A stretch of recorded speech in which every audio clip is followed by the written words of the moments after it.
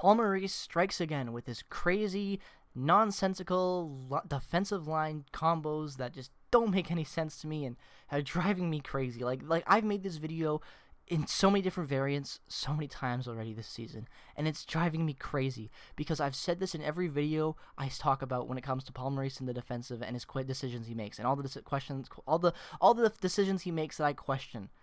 He literally is the definition of insanity by throwing out the same shit night in and night out and expecting different results. And now it's just the cream of the crop, in my opinion. This is coming from Ken Weeb on the 21st, saying that Jordy Benn took his first rushes with Dylan DeMello, an indicator that he could draw in for the Jets versus the Leafs on Thursday. Obviously, today the game is being played.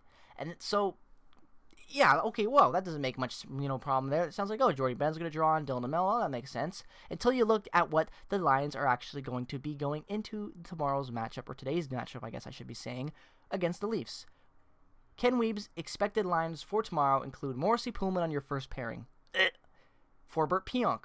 And then you have Benn and DeMello. And ladies and gentlemen, what do you notice about that picture that doesn't make any sense, that has me scratching my head? Can anyone guess? I'll give you a moment.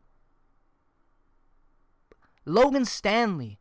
This is getting unacceptable at this point. In what world does Paul Maurice think that Logan Stanley is worse than Tucker fucking Pullman?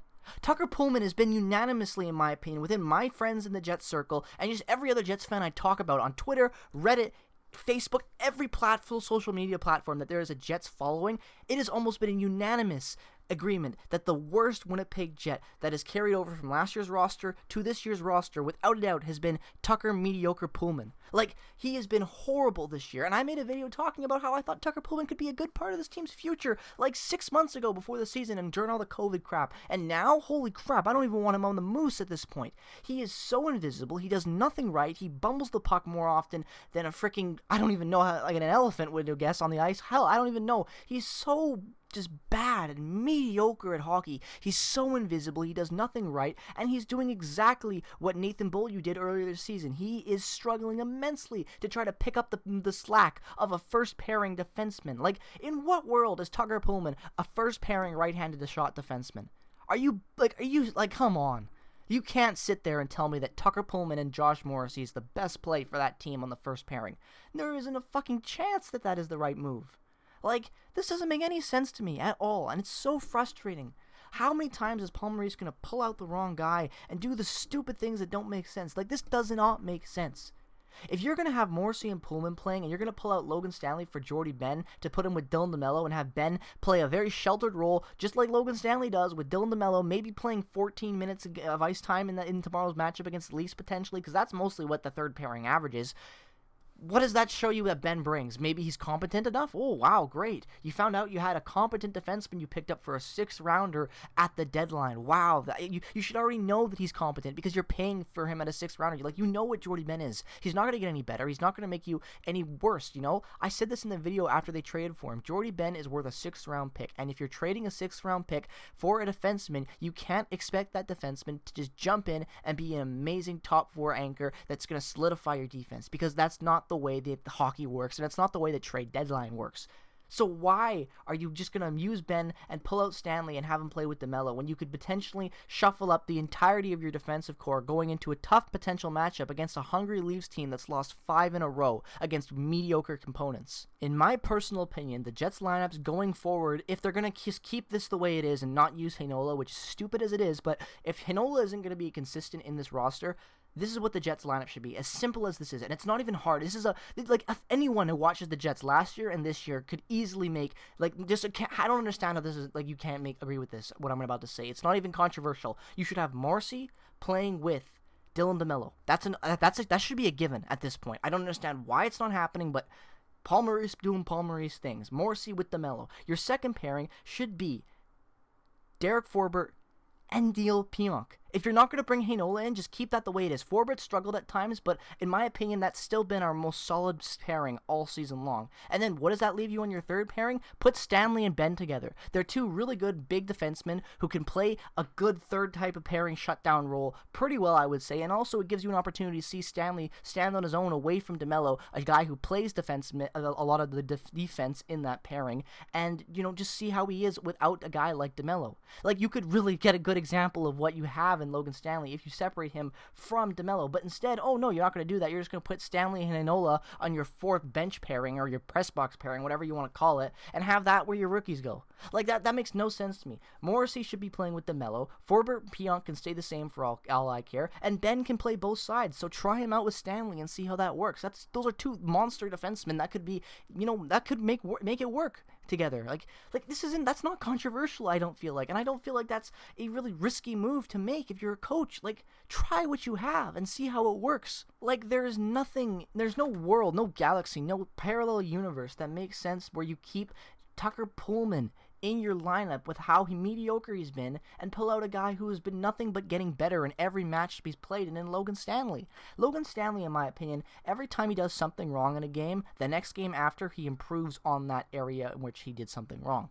That's just my opinion. Now, he's not obviously becoming an amazing defenseman game after game and becoming like, Chara level already or something ridiculous like that with his size. Who cares, right? What I'm trying to say is that for a young rookie defenseman to come in with that size, who wasn't supposed to be really in the Jets with the Jets this year, more of like another guy on the Moose most likely, and to have him get better every game, in my opinion, that he plays at a high level with with playing against pretty good opponents, in my opinion, is a win for you as an organization. Almost every fan, the diehard fans, called this kid a bust like 6 months ago.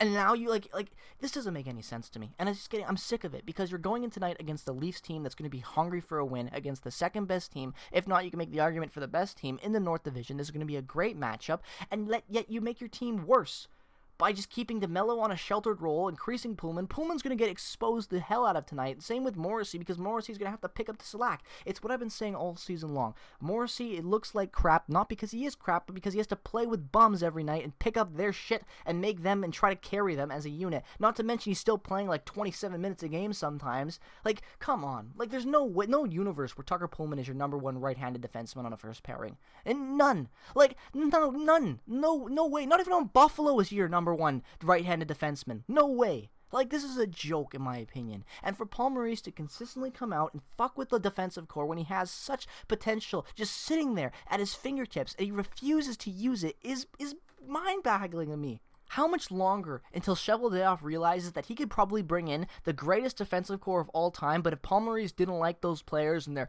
personality, or they didn't have enough grit, they weren't going to play? Fuck, we could have had prime Drew Doughty, and I bet Paul Maurice is going to be like, you know what? Well, let's find a way to put somebody else in, or let's go put Paul Postma back in and play him in the top four like he is, right? Like, come on, I'm sick of this crap. Obviously, that's a joke, so don't take that seriously. But the point is that if you are Paul Maurice and you're looking at what you have and you don't want to use Heinola for some fucking stupid reason, you have to make sense with Forbert, Pionk, Morrissey. Like what the come on.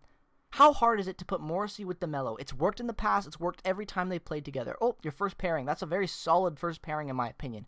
That's why you signed DeMello, isn't it? You signed DeMello to 3x3 because you wanted to have him play with Morrissey, because you traded for him last year. And what did he do?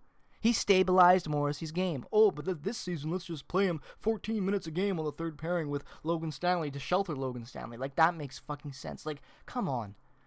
This is a joke at this point. This has to be. Even if it's for one game, this doesn't make any sense to me, because it's just wasting Benn for one game then, when you could have him playing potentially with trying to stand more on his head and figure out what he is as a player, because DeMello's going to have to make him look better, because DeMello makes everyone look better. I'm sick of Paul Maurice mismanaging this roster. It's driving me crazy. We're like 3 weeks away from the playoffs, like whatever, maybe longer than that. I don't know. I'm not good with dates. Point being, we're getting close. There's like maybe 11 games left. And what are we going to do? We're going to experiment with our lines the stupid way that doesn't make any sense. Like, I don't understand this. And not to mention the fact that Connor Scheifele-Wheeler are being reunited, because that's a great line that's worked amazingly this season and last season. And let's be honest, it hasn't worked great for the last 3 years. But that's fine. That's fine. You do you, Paul Maurice. You're an NHL coach, and I'm just a fan who watches this team every night and sees what's wrong, and just it's simple things that might fix it, and shares his opinion. But nonetheless, you are always going to be the god of this team, the owner of this franchise, because you're always right, and you have all the power. I'm sick of this. Something needs to be done. I feel like sooner than later. Like, if the defense, if like Heinola should be playing, right? Like, this is a video about me complaining about Logan Stanley getting pulled out and him bumbling the lineups around, in my opinion. Like, come on, this is a joke at this point. There's gotta be something wrong with him. If every fan on every platform unanimously agrees that the wrong guy is being pulled out, you know you're doing something wrong. You have to be cautious, or a little bit, I don't know. Fuck, I'm just done. I'm done with this. Let me know your thoughts down in the comments section below, guys. I'm very curious to see whether or not you guys are fans of this move of Stanley coming out for Benn to play with DeMello and Pullman staying right there on that number 1 spot on that right-handed. Oh, fuck, I'm done with this. Whatever, who cares, guys? Just let me know your thoughts down in the comment section below. As always, go Jets, go. I hope they win tonight. God, I hope the Leafs don't blow us out. That would suck. Nonetheless, it's going to be a good game, good matchup. Go Jets, go. I will see you guys in the next video. Peace, love, and positivity as always. Follow my socials as usual. Subscribe if you're new, and I will see you in the next one. Peace out, and bye-bye.